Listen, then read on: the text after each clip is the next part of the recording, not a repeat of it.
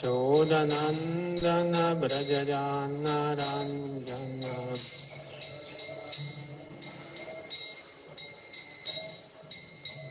शोदनन्दन व्रजजनरञ्जन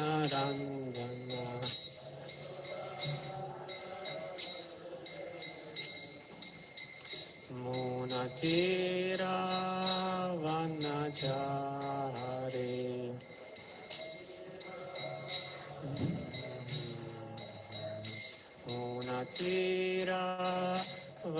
मूनतीरावनचारे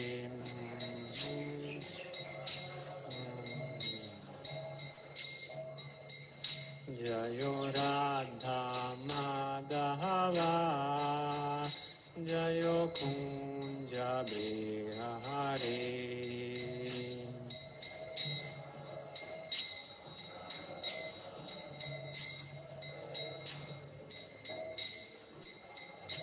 जयो राधा माधवा जयो कुञ्ज बिहारी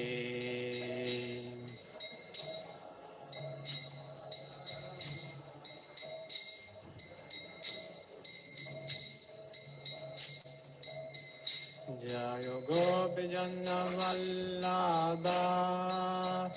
जय गिरिवराधारी जय गिरिवराधारी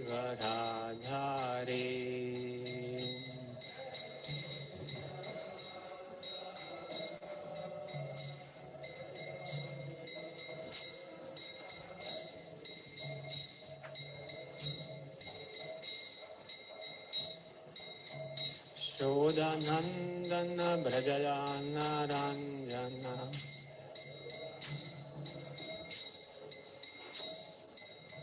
शोदनन्दन व्रजजानरञ्जन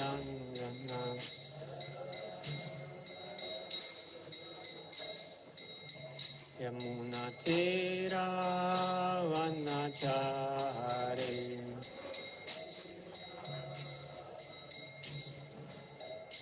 जयो राधा माधवा जयो कुञ्ज बिहारी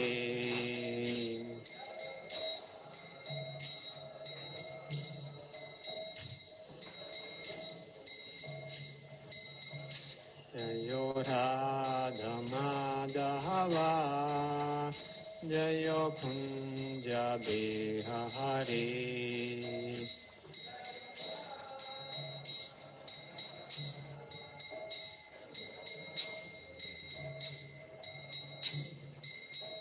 हरे कृष्णा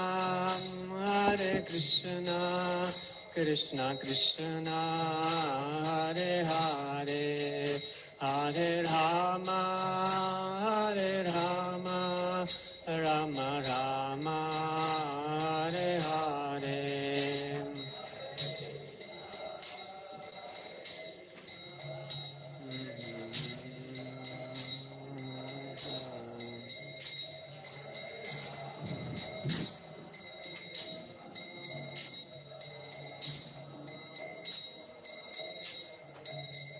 हरे कृष्णा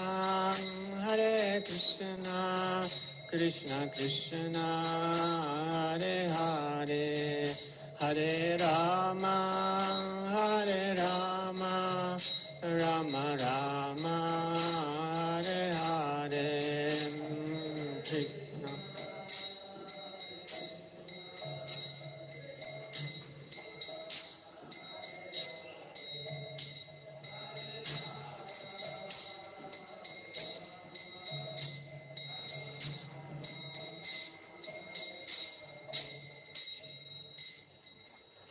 श्री राधा माधव की जय श्री प्रभुपाद की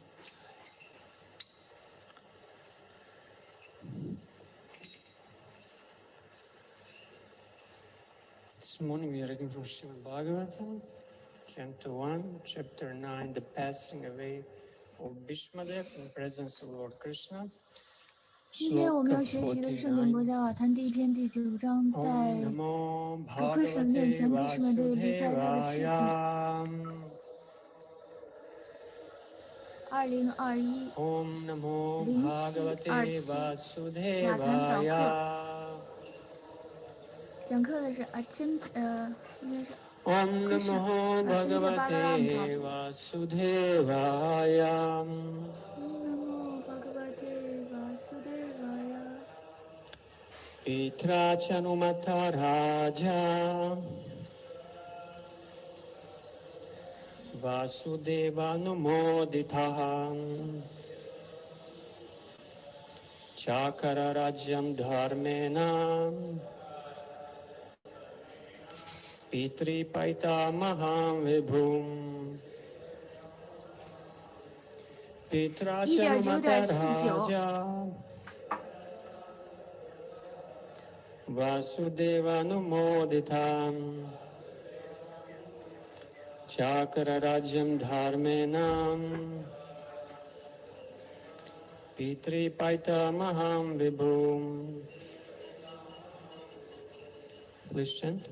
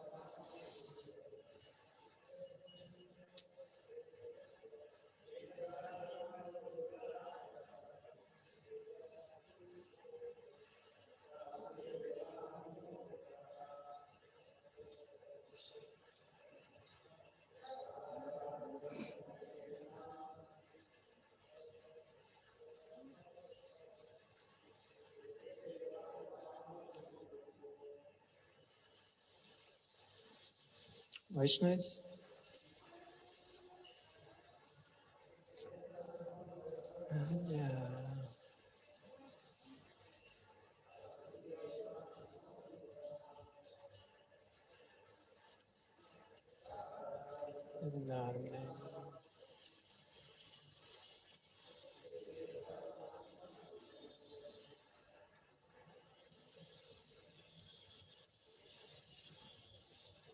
Pitra, by his uncle Dhritarashtra, 通过他的叔父或者说伯父 Dhritarashtra 查和 Anumata, Anumata with his approval, 在他的许可之下 Raja King Yudhishthir, Yudhishthir 国王 Vasudeva Vasudeva Anumodita, what? Confirmed by Lord Shri Krishna. 由 Chakara Krishna 所认可 Chakara executed. 执行 Rajam Rajam the kingdom 国度 Dharmana in compliance with the codes of royal principles. Pitri, father. Paitamaham, forefather. 祖先 Vibhu, Vibhu as great as. 像什么什么样伟大。 Translation and purport by His Divine Grace A.C. 圣人 Bhaktivedanta A.C. Swami Srila Bhaktivedanta Swami Prabhupada. Srila Prabhupada的译文和要旨。 After this, the great religious king Maharaj Yudhishthir 这以后， executed 伟 the 大 royal 虔诚 power 的 in the kingdom Yudhishthir 王 strictly according to the 便 codes 开始 of 经他 royal 的伯父 principles 认可， approved by his uncle and confirmed by Lord 而 Shri 且由 Krishna. 主Sri Krishna 首肯 Purport. 的国家法律及王室原则，在 Maharaj 他的王国 Yudhishthir 中 was not a 严格的 mere 行使 tax 军权 collector. 要旨。 He was Yudhishthir always Maharaj 不 conscious 仅 of 仅 his 是个 duty 征 as 收 a 税金 king, 的人，他始终 which is 清 no 楚他作为 less 君王 than 所该 that 履 of 行 a 的职 father 责。 or spiritual 这职责 master. 不亚于父亲或灵性 The 导师的 king 职 is to 责。 see to the 君王必 welfare of 须 the 从社会、 citizens 政 from 治、 all 经济及 angles 灵 of 性提升 social, 等所有的方 political, 面照顾 economic, 臣民的福 and 利。 spiritual upliftment. The king must know that 君王 human 必须 life 知 is 道， meant for 人生 liberating 是为了 the 使关在 engaged 笼中的 soul 灵魂 from the 摆脱物 bondage 质 of 环境 material 制约的情 conditions. 况。因此，他的职责是看到从各方面得到良好的照顾，最后达到摆脱物质束缚的最高完美境界。Maharaj Yudhishthir严格遵守这些原则，这些在下一章中就会看到。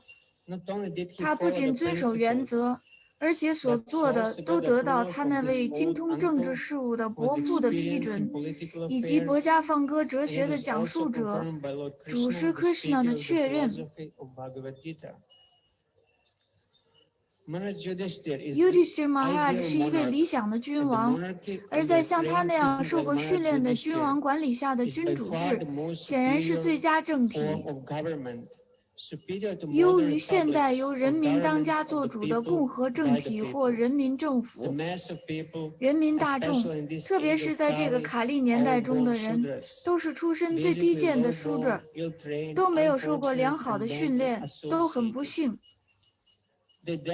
而且所有的交往和联谊都对自己有百害而无一利，他们不知道人生的最高目的，因此选举时所投的票毫无价值。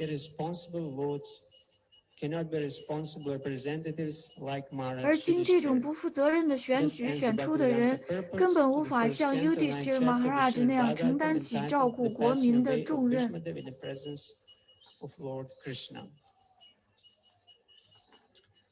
Om Jnanatimirandasya Gananjanashalaakaya Chakshurunmithamena Tasmai Shri Gurave Namaha Namo Vishnu Padaya Krishna Prishtaya Bhutale Srimate Bhaktivedanta Swaminiti Namine Namaste Saraswati Devi Ghoravani Pracharine Nirvishesha Shunyavadi Pastatadeshatarine He Krishna Karuna Sindho Dhina Bandho Jagatpate Gopesha Gopika Kanta Radha Kanta Namostute Tapta Kanchana Gourangi Radhe Vrindavaneshwari Vrishabhanu Sute Devi Pranamami Hari Priyam Namo Mahavadanyaya Krishna Prema Pradayate Krishna Krishna Chaitanya Namne Gaurat Vishe Namaha Panchatattvatmakam Krishna Bhakta Rupa Swarupakam Bhaktavataram Bhaktakyam Namami Bhakta Shaktikam Shri Krishna Chaitanya Prabhu Nityananda Shri Advaita Gadadhar Shivasadi Gaura Bhakta Vrinda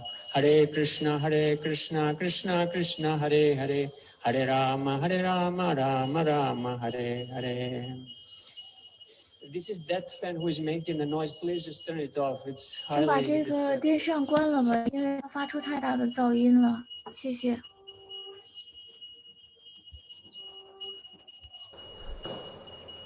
The concluding shloka in this chapter of passing away of Bhishmadev, the presence of Lord Krishna. And I was intrigued to see if Srila Prabhupada gave any class on this particular shloka, and he did. In 1973, in June, here in Mayapur, he gave the Srimad Bhagavatam class exactly on this same shloka. So I would like to quote some of his class. It's his favorite topic. Ancient government and the modern government, monarchy and democracy. So Srila Prabhupada said, so the monarchy, as soon as it becomes a personal property, meaning as soon as the king thinks the kingdom is my personal property, the king thought that the kingdom is mine, I can do whatever I like, and still the kingdom is mine, then the monarchy is a failure. As soon as the king start having this mentality, is the end of the monarchy. Then, from the whole world, the monarchy is now wiped out. But the so-called democracy is no good, because democracy means by votes. So the votes are given by the rascal Shudras. So what is the meaning of electing somebody if the vote givers are also rascals and fools, and the vote taker is a big fool, big rascal? That's all. Humanity is something, somehow or other, to take the votes. Somehow or other to take the votes. Therefore, you see, dacoity is going on. the government is there, and at night you are not secure. Whole purpose of government is to protect you, but if you're not protected, then the purpose is lost. You have to take care of yourself whether dacoits are coming or not, and they are coming. So what is the meaning of this government? If the dacoits are there, rogues are there, thieves are there, miscreants are there, so what is the meaning of government? No. At the present moment, the government means that the same rogues and rascals come to become minister and take fat salary and sleep, and you take care of yourself. That is going on. So Srila Prabhupada, he was not hesitant to address the problem. It's actually very accurate and objective analysis. It's not that Srila Prabhupada is just criticizing and the society leaders are angels. It's a realistic situation. And I found one quite interesting passage from Srila Prabhupada's good brother and sannyas guru Bhakti Pragyakeshav Maharaj. He says in his book Beyond Nirvana, where he defeats the Shankaracharya's doctrine, he says, an objective observation of modern global society reveals that the symptoms of Kali Yuga are abundantly evident. It is nefarious age of deception and trickery, feint and counterfeint. Feint is when you're boxing and you kick a blow with the one hand, but actually you are just pretending. Actually you want to kick the blow with the other hand from the other side. That's a feint, and then counter feint. So it's a feint and counter feint, misinformation and disorganization, opportunistic politician controlled by zealous financial magnates, covertly and craftily engineer public opinion by manipulation of media. This is key sentence. Covertly and craftily engineer public opinion by manipulation of media in a relentless pursuit of ephemeral visions of illusory power rooted in the bodily concepts. And Srimad Bhagavatam also doesn't spare words of modern day Kali Yuga leadership. It says, losing their wives and property to such avaricious and merciless rulers who will behave no better than ordinary thieves, the citizens will flee to the mountains and forests. And then in another lecture, just the previous chapter, Srila Prabhupada, he compares in contrast Maharaj Yudhishthira's rule. So he says, so Maharaj Yudhishthira was not that type of a king, meaning that he was not this rascal and fool's type of king. Therefore, he is known as Dharmaraj Yudhishthira, most pious king. So he was now sorry.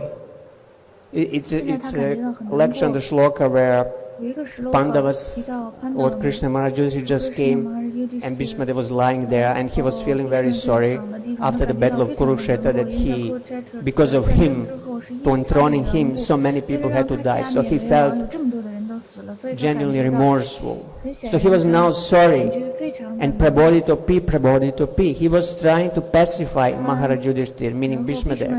He was saying, don't be sorry. It is done for the sake of good cause for establishing dharma, samstapanartaya. So don't be sorry. But still, he could not be pacified. Shucharpita. Shucha means distress. He was so much distressed within his mind that he could not be satisfied.